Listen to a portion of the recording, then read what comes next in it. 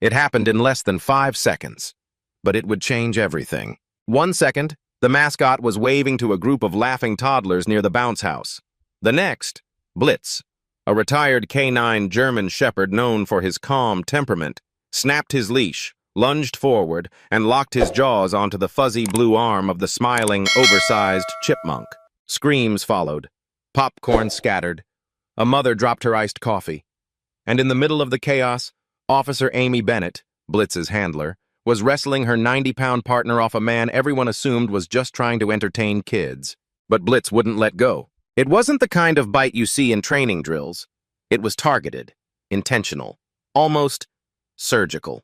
And yet no one could understand why. The man inside the mascot suit staggered backward, yelping in panic through the thick foam head. Kids screamed, parents cursed. Event security fumbled toward the scene, unsure whether to intervene or stay out of the way. All anyone could see was fur, teeth, and terror.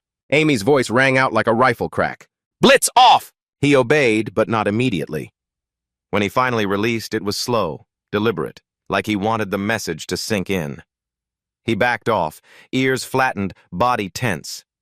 Amy clipped the leash back on, breathing hard, trying to calm him down as dozens of smartphones captured every second.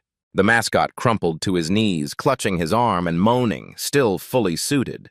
But strangely, he refused to take off the mascot head, even when EMTs rushed in to help. He waved them off, muttering something about being fine, and then quickly disappeared behind the tent with a staffer. Amy stood in the middle of the festival walkway, heart pounding, Blitz sitting by her side, tail still stiff. Something was off. She knew Blitz. He was 12 now, retired from active duty for nearly 3 years. He'd been her partner from the day she was assigned to Canine Division. Bomb detection, narcotics, you name it. He had never misread a situation, never lunged without cause, never bitten someone in public, especially not a guy dressed in plush fabric surrounded by children. So why today? Why now? She didn't say it out loud, but deep down, Amy felt it. Blitz hadn't lost control. He wasn't confused. He was trying to warn her.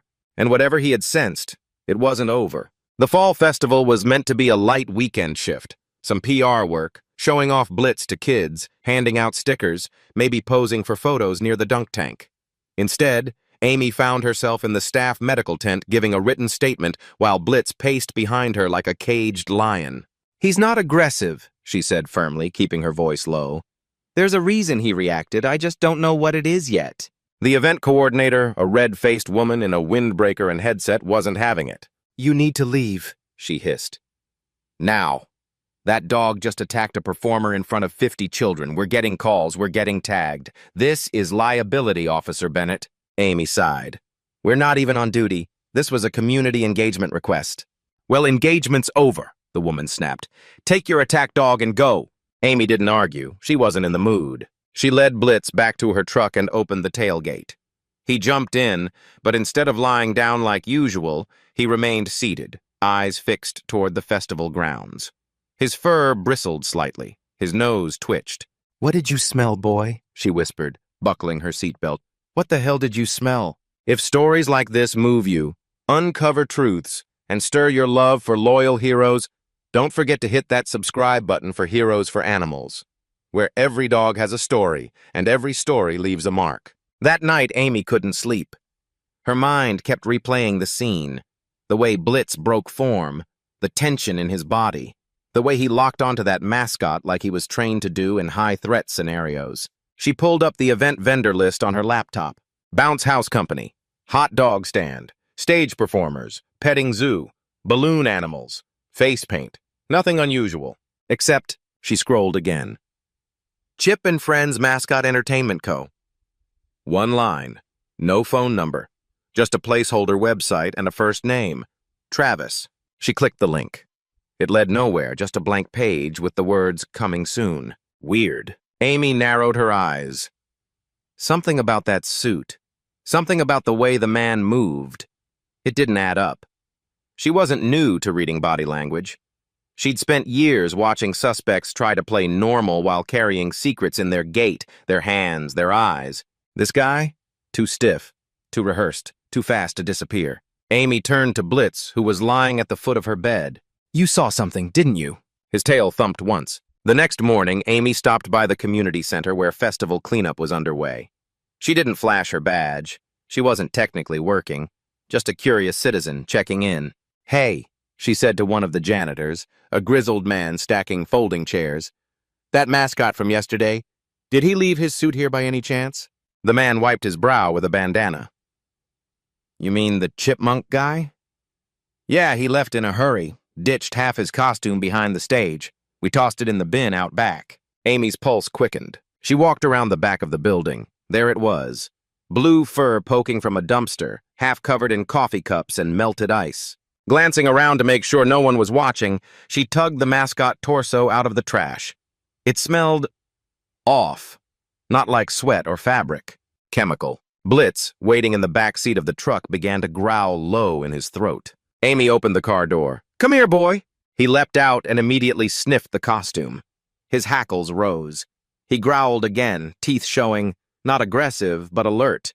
Amy flipped the costume inside out, just fluff and foam. But then, her fingers found something stiff beneath the interior lining. She tugged. A flap opened. Behind it, stitched into the belly padding, was a small, zippered pouch. Empty. But the smell was stronger now, not sweat, not plastic. Solvent, tranquilizer, maybe something worse. Amy stood there holding the costume, heart pounding. Blitz sat at her feet, eyes fixed on the horizon like he was waiting for her next move.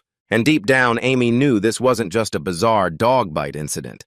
This was the beginning of something much, much darker. And Blitz had just uncovered the first thread. Would anyone believe her? Maybe not. But she would follow it anyway. Blitz wouldn't have reacted without a reason. And now it was her job to find out what he was trying to say, before it was too late. Amy stared at the empty zippered pouch sewn into the mascot's belly, her breath shallow. She had seen plenty of strange things in her law enforcement career, but this? This was the kind of clue that didn't make sense on paper, but screamed danger if you knew how to listen. Blitz did. The old K9 was already sitting rigid beside her, watching the horizon like he expected trouble to come walking out of the fog at any minute. Amy zipped the flap shut and shoved the mascot torso into a garbage bag she pulled from her trunk. She didn't want to draw attention. Not yet. She needed time to figure out what she was dealing with. As she tied the bag and slid it into the back seat, she caught herself whispering, "Good boy, Blitz, you saw something no one else did." Back at her small craftsman-style home on the edge of town, Blitz followed Amy inside and parked himself near the front window, still on edge. Amy laid the mascot suit out on her kitchen table, donning a pair of rubber gloves. She checked every seam and stitch for more hidden compartments but found nothing. Just that one pouch, and the faint smell of chemicals clinging to the foam like a bad memory. She sat down with her laptop and opened a private search tab. She typed, "chloroform residue, plus costume, plus child abduction." Then, ketamine found in plush toys, plus missing children. A dozen conspiracy theory blogs popped up. But buried beneath the noise was a report out of Kansas City, an incident at a children's birthday event where a hired mascot had been arrested after police found syringes sewn into his costume. She clicked on the archived article. The suspect pled guilty to possession but never admitted intent. No children were harmed. Still, it was too close to ignore. Amy leaned back in her chair, her mind spinning. This couldn't be a coincidence. The next day, she called her old partner, Eric Delgado, who had transferred to a federal child exploitation task force the year before. "You're not working this, Amy," he warned after hearing the story. "You're not even on active duty." "I know. I'm not asking you to open a case," she said, her voice tight. "I just need to know if you've seen anything like this, mascots, public events, anything tied to missing kids." There was a pause on the other end of the line. "I can't say much, but yes, it's a thing, a growing one." Amy's grip on the phone tightened. "You think I'm crazy?" "No," Eric said. "I think you're about to find yourself knee-deep in something bigger than you realize." She looked over at Blitz, who was pacing again. "Then help me," she whispered, "off the record." Later that afternoon, Amy stopped by the sheriff's substation. Not to stir up trouble, just to feel the temperature. She bumped into Deputy Rachel Meade in the parking lot, one of the few officers who had trained alongside her and Blitz years back. "Didn't think I'd see you for a while," Rachel said, pulling off her sunglasses. "Word is the department's not thrilled about what happened at the festival." Amy forced a smile. "I'm not here to argue, just curious." Rachel gave her a look. Curious enough to be here with a gym bag that smells like ammonia? Amy hesitated. Off the record? Rachel raised a brow but nodded. Amy pulled the bag halfway open to reveal the folded-up mascot torso. You kept the suit? Rachel hissed. That's evidence. No, it's trash, Amy said evenly. Nobody filed charges, nobody claimed it, nobody even knows who the guy in the costume was. Rachel's face darkened. Wait, what? Amy nodded. That's the part no one's asking about. That night, Amy printed out a map of recent festivals and events hosted in surrounding counties over the past 6 months. She taped it to her wall and began cross-referencing with missing persons reports, specifically, children. She found three separate cases, in 3 different counties. Each one involved a child disappearing during a public event. In each case, a mascot or children's entertainer had been present. And all 3 events used the same entertainment booking company, Chip and Friends Mascot Entertainment Co., the same name from the vendor list at her festival. But there was no business registration in the state under that name. The tax ID led to a P.O. box in rural Kentucky. The phone number on file was out of service. This wasn't just shady, it was intentional. Somebody wanted to move freely, unnoticed.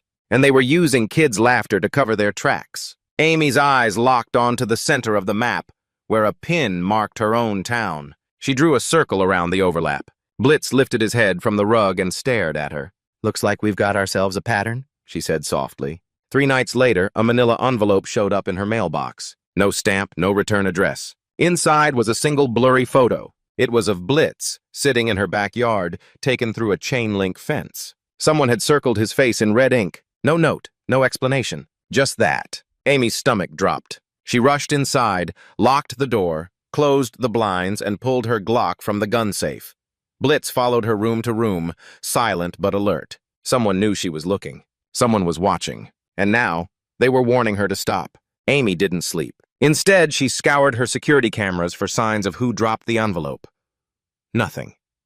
The footage from the past 24 hours had been wiped, corrupted somehow. They were careful. They were smart.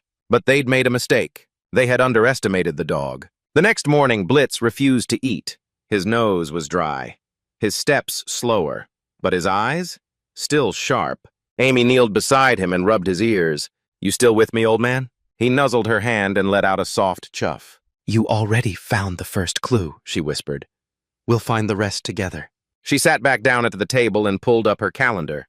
There was another community event next weekend in a nearby county. Same entertainment company scheduled to appear. And this time, Amy wouldn't just be showing up with a retired canine. She'd be walking into the lion's den, with Blitz at her side and her eyes wide open. Saturday morning arrived cloaked in that uneasy silence before a storm. The kind that feels like something's holding its breath. Amy Bennett pulled into the county fairgrounds 2 hours before the gates opened. She parked behind a maintenance shed and ran her fingers along the leash clipped to Blitz's harness. The dog sat upright in the back seat, tail still, eyes scanning through the window like a sentry. Stay sharp, she whispered. This time we're watching first. No surprises. The event wasn't massive, just a regional harvest festival with hay rides, pumpkin carving, and a petting zoo. But according to the online vendor map, Chip and Friends Mascot Entertainment Co. had reserved a booth on the main strip again, just like last time. And if they were here, Amy was going to find them. She wore plain jeans, a flannel shirt, and a ball cap pulled low over her face. No badge, no uniform.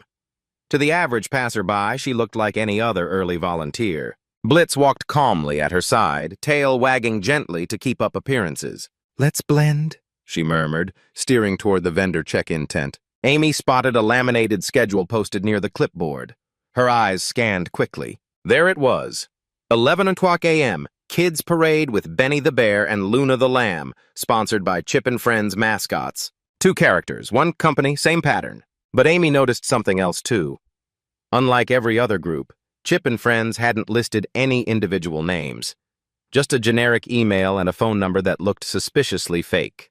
5555-0042. She snapped a picture. Then she waited. At 10:53 a.m., the mascots emerged from behind a curtain near the children's tent. A tall, round bear in a faded brown suit with matted fur. A smaller lamb with oversized floppy ears and a pink bow. They waved in unison, overly cheerful, surrounded by bubbles and upbeat music. Amy stiffened. Blitz did too. His posture changed the moment they appeared. His ears tilted, his nose twitched, his gait slowed. He looked, not at the costumes, but at the person inside the bear. He knew. Amy crouched slightly and whispered, "Heel!" They followed from a safe distance. The mascots made their rounds through the toddler zone, giving hugs, handing out candy, posing for pictures. Parents smiled. Kids laughed. But Amy was watching the bear's hands. Gloved, yes, but awkward. The fingers moved strangely. At one point, the bear guided a child aside to pose for a picture. The movement wasn't playful. It was controlling. Blitz growled low. Amy reached into her bag and pressed record on a small GoPro clipped to the strap. She kept walking. As they circled back around the corn maze entrance, she saw it. A black van idling just past the service gate, away from the main parking lot. No logo, no tags, tinted windows. And that was it. There was no doubt now. They were using these characters as cover. Amy followed the mascots as they finished their routine and disappeared behind the tent again. She waited 30 seconds, then slipped around the side. Behind the canvas divider was a folding table, 2 water bottles, and costume heads removed and resting on crates. No one else. She heard movement inside the storage trailer behind them, locked tight with a chain looped through the handle. Amy leaned in and listened. A voice, muffled, not adult. She turned to Blitz. He was locked in place, ears pinned forward, tail stiff. A sound came again, a quiet thump, like something falling over. Amy scanned the area, empty. No security, no staff, just shadows and quiet. Then she acted. She grabbed the tire iron from her trunk and circled back to the trailer. Blitz followed, his nose nearly pressed to the seam of the metal door. Amy wedged the iron under the latch and twisted hard. It popped. Inside, the air was hot and stale. Stacks of costume boxes lined one wall. A cooler hummed in the back corner. And there, curled into the corner behind a hanging black tarp, was a girl. Tiny, pale, barefoot. Her wrists were bound loosely with duct tape, her mouth covered with a child-sized surgical mask. She blinked, dazed and confused, like she'd just woken from something heavy. Amy's throat tightened. Hey, sweetie, you're okay. I'm here to help." Blitz crawled forwards on his belly, his snout brushing gently against her arm. The girl flinched, then froze.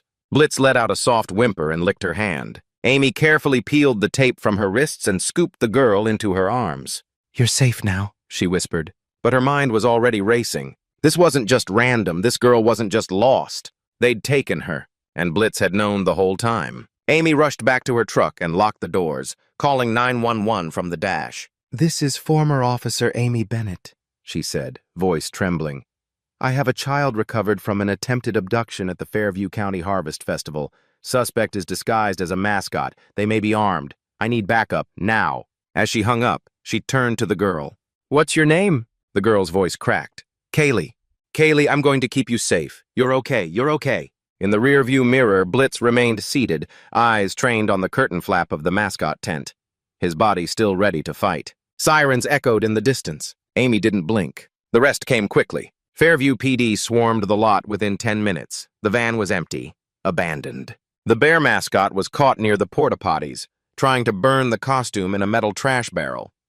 He had a fake ID, a prepaid flip phone, and a duffel bag filled with burner wigs and candy labeled for allergy-prone children. His real name was Todd Rickles, paroled sex offender with interstate warrants. The woman in the lamb suit had vanished. Kaylee was 7 years old. She'd been missing for 4 days from a rest stop 120 miles south.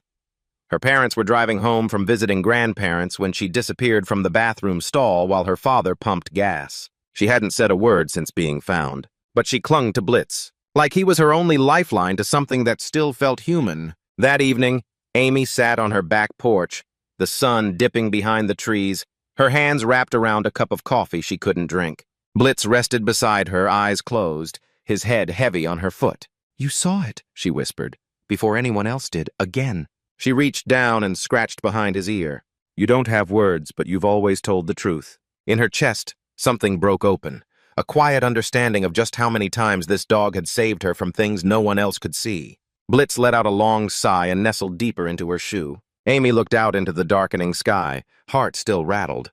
This wasn't over. Not yet. She didn't know how far the network reached or how many others were out there wearing fuzzy suits and fake smiles, but thanks to Blitz, one child was going home tonight. and that was enough to keep going. 3 days had passed since Amy found Kaylee locked in the back of that trailer, and in that time, the world hadn't stopped spinning. The story had hit local news within hours. Retired K-9 and ex-officer save abducted girl at county fair. K-9 Blitz, the dog who refused to ignore the truth. From parade to predator, mascot arrest tied to missing child case. Everyone wanted an interview. Amy declined them all. It wasn't about the attention. It never had been. Blitz wasn't a hero for headlines. He was a working dog, a partner. And even now, older, slower, scarred by time, he had done what no human managed to do, see through a performance designed to fool everyone. But the more Amy thought about it, the more something gnawed at her. Why that girl? Why that fair? And more importantly, why so carefully staged? Amy's phone buzzed. It was Eric Delgado. "I ran the plates on the van," he said, not bothering with pleasantries. "Switched. Original owner reported it stolen 2 weeks ago in Nashville. That matches Kaylee's timeline." She paced across her living room, Blitz following every step with sleepy eyes from the couch. "And the guy we caught?" He lawyered up, but his prints match at least 3 open files from Utah, Kansas, and Georgia, all unresolved, all missing children. Amy's chest tightened. "He's not working alone." "No, and this whole thing feels like a test run, almost like logistics. Trial and error." Amy stopped pacing. "You think there's a network?" Eric was quiet for a second, then, "I think there's a pattern, and I think you and Blitz just kicked a hornet's nest." That night, Amy opened the thick folder she had compiled over the past 6 days.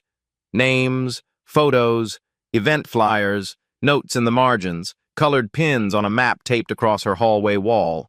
It was starting to look less like coincidence and more like strategy. She marked red pins for children under 10 reported missing during community events. Blue pins for sightings of Chip and Friends Mascot entertainment. Yellow for confirmed law enforcement reports mentioning substances like chloroform or ketamine in the vicinity. She stepped back. The clusters weren't random. Every single child had gone missing within a 200-mile radius of where Amy now stood. A radius that formed a loose but deliberate circuit, almost like a touring schedule. It was no longer a theory. It was a system. Blitz pawed at the back door. Amy opened it, letting the night air roll in. He stepped out onto the porch and stared into the trees, unmoving. She followed and sat beside him, her eyes drawn to the shadows beyond the fence. The silence pressed in. "You felt it before I did," she whispered. Blitz looked up, then turned back to the trees, his body still. Amy's phone dinged. A single message from an unlisted number. "You should have left it alone."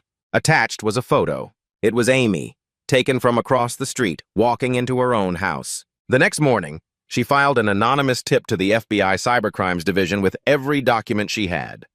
Photos, patterns, the Mascot company's fake registration. She didn't care if she got credit. She just wanted backup. Real backup. Because something told her it was about to get worse. 2 days later, Eric called again. "They found another trailer," he said, voice heavy. "Abandoned on the outskirts of a town in Arkansas. Same setup, same type of mascot suit. No child this time, but what? They found hair, blood, small footprints. Something happened there." Amy clenched her jaw. "Who's running this circus?" Eric hesitated. "We've pulled security footage from past events, and there's one guy who shows up in the background of at least 4 of them, never in costume, always standing back, watching."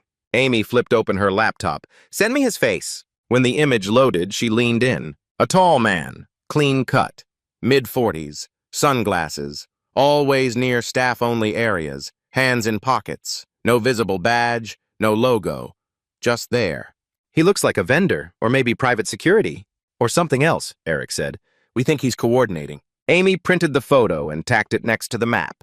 She labeled him unknown male, possible supervisor. Then she looked at Blitz. The old dog shifted slightly but didn't move from the rug. "Still got one more in you?" she asked gently. His tail thumped once. Amy opened her laptop and searched for upcoming events, still listing Chip and Friends as an active vendor. Just one. A large Halloween carnival in 2 days. In her own town. She drove out to the carnival grounds that evening, the sun low behind distant pines. Workers were setting up tents, stringing lights, testing sound systems. She parked near the far lot and walked slowly, watching, and then she saw it. A truck. Not black this time, but gray. Plain. parked beside a trailer labeled catering unit. But she recognized the partial plate number, one digit off from the stolen van. They were here early, scouting, planning. She pulled back, took a photo, and slipped away before anyone noticed. Back in the truck, Blitz lifted his head from the seat. "We found them," she whispered, "but now comes the hard part." Amy spent that night prepping. She checked Blitz's gear, fitted him with his old K9 vest. Not for protection, he was too old for a takedown, but for presence. She added a new GoPro to her shoulder strap, charged 2 burner phones, loaded fresh batteries into the dash cam. She had one goal: catch them in the act, expose everything. When the carnival opened the next evening, Amy was already there, blending into the crowd with her coffee cup, baseball cap, and sharp eyes. Blitz walked beside her, quiet but observant. They passed booths of candy, games, and laughter. But then, just past the carousel, Amy saw him. The man from the photo. He was leaning against a utility post, watching the crowd, wearing a staff badge that said, Operations. His sunglasses were perched on his head now. He didn't see her, but Blitz saw him, and that was enough. Amy turned and walked casually in the opposite direction, pulling out her phone to start the recording. She didn't know how this night would end. But one thing was certain: Blitz wasn't done yet. The smell of fried dough and kettle corn hung in the air, but Amy wasn't thinking about food. She wasn't here to enjoy the carnival, not with Blitz walking stiff at her side, his nose twitching like radar. She was here to catch a predator, and she was almost certain he was already watching her. The man from the surveillance photos, the one tied to at least 4 missing child cases, was standing just outside the maze attraction, wearing a staff badge clipped to a lanyard and a Navy windbreaker labeled Logistics. He looked like someone you wouldn't remember 5 minutes later. Average. Calm. Boring. But Blitz didn't buy it. Neither did Amy. They kept their distance, circling the fairgrounds slowly, waiting. She knew better than to confront someone without cause. No weapon, no warrant, no backup. But she wasn't here to make an arrest. She was here to observe, record, and, if she had to, intervene. The target always moved just enough to avoid being still, like a shark cruising for an opening. At 7:24 p.m., as the sun dipped behind the pine trees and Halloween lights blinked to life around the carnival tents, Amy saw something shift. The logistics man tapped his earpiece and walked casually toward the far end of the grounds. Blitz growled. Amy followed. They passed the dunk tank, the haunted house line, and the face-painting booth, finally stopping near a small white truck parked behind the stage. The man opened the rear door, stepped inside, and re-emerged less than 30 seconds later, alone. Amy's hand closed around her phone. She walked faster. That's when Blitz stopped, dead still, head raised, nose flaring. And then, from the truck, came a muffled bang. Amy broke into a run, throwing the door open. Inside was a child. A boy, maybe 5 or 6, curled in a dog crate lined with foam, shivering and half-conscious. Amy's heart leapt into her throat. She dropped to her knees and checked his pulse. Thready, but there. Blitz let out a sharp bark. Once, loud, a warning. Footsteps pounded behind them. Amy turned just as the logistics man lunged forward, eyes wide with panic. She raised her voice, firm and clear. "Back up!"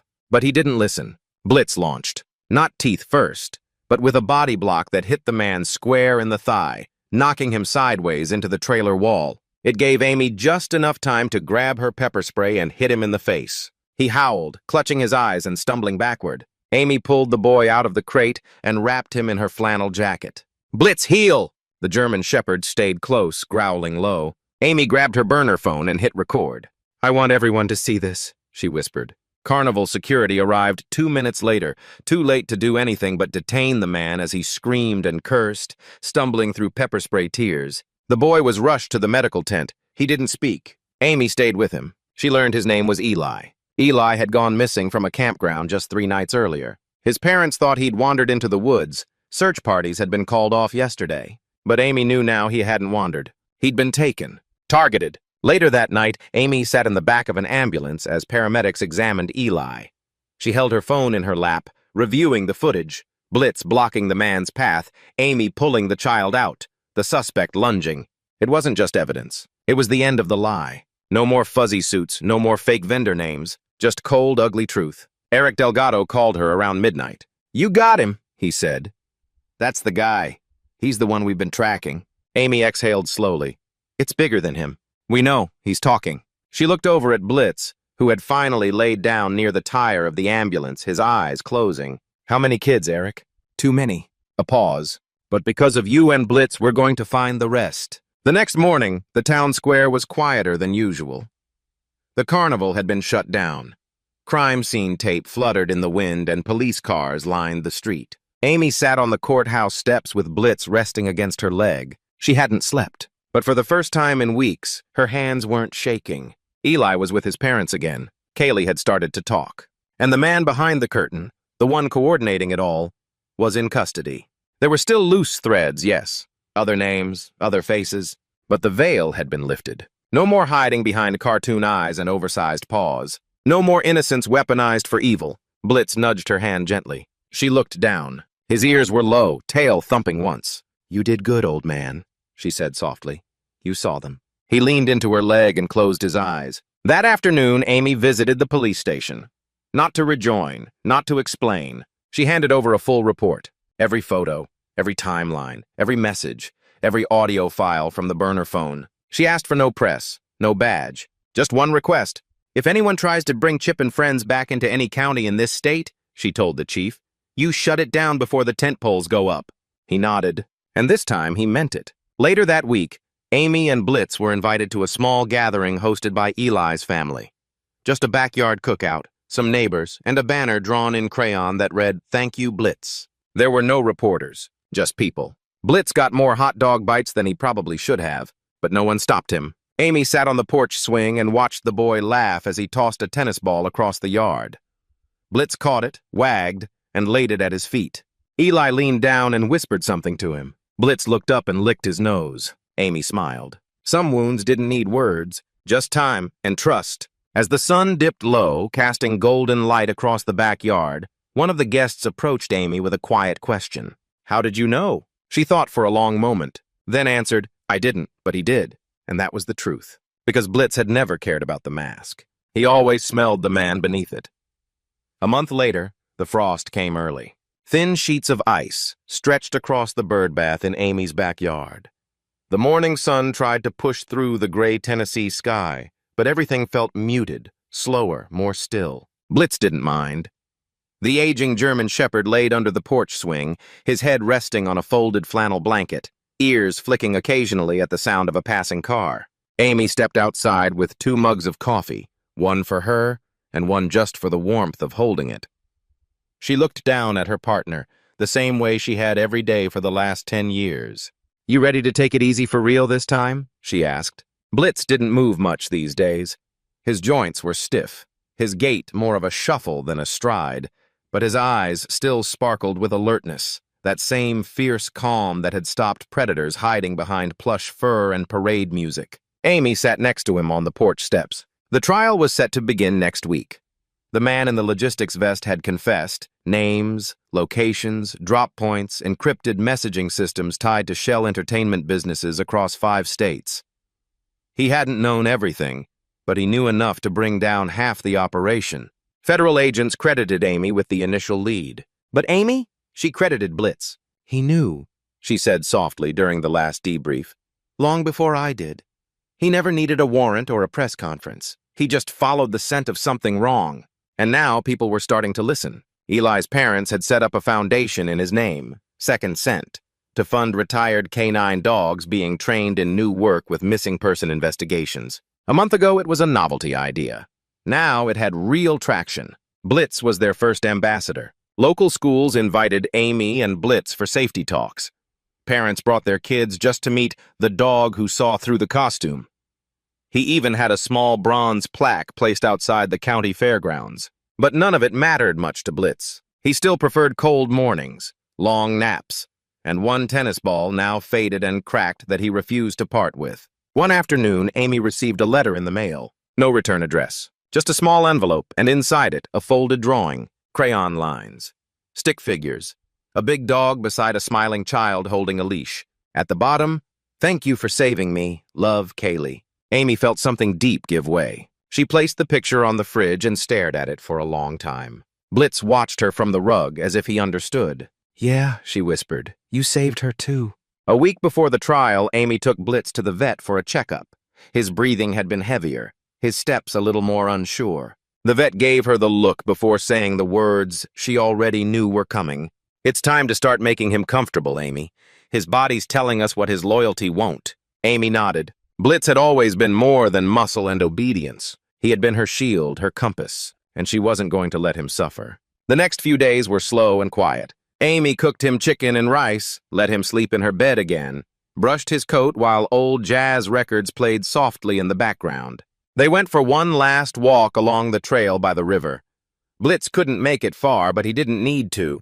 He just needed to sniff the fall air and feel the leaves under his paws. And Amy needed to remember how it felt to walk beside him, free, alert, safe. She whispered stories to him, about Kaylee, about Eli, about the little boy from across the street who asked if Blitz had superpowers.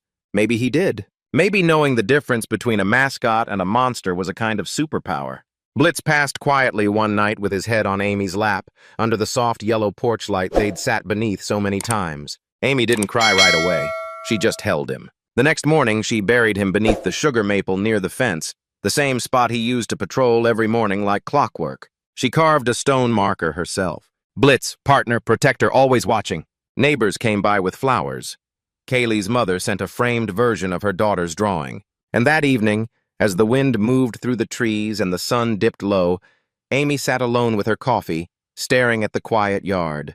She felt a hollow ache, but also something more. Peace. Blitz had done what few humans could. He uncovered the truth, protected the innocent, and taught everyone who heard his story that loyalty doesn't retire. And instinct is never wrong. A few days later, Amy stood in a courtroom packed with journalists, federal investigators, and two families in the front row whose children had been returned.